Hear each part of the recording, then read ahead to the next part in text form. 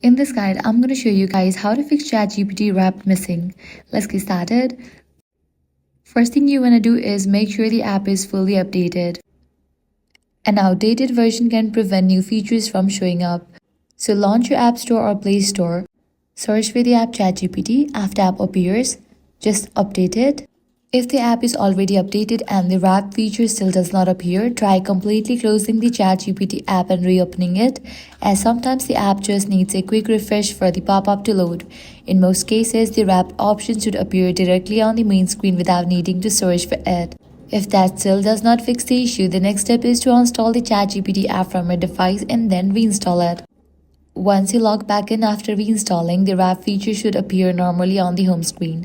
And that's it. If this guide helped you out, do not forget to like, share, and subscribe.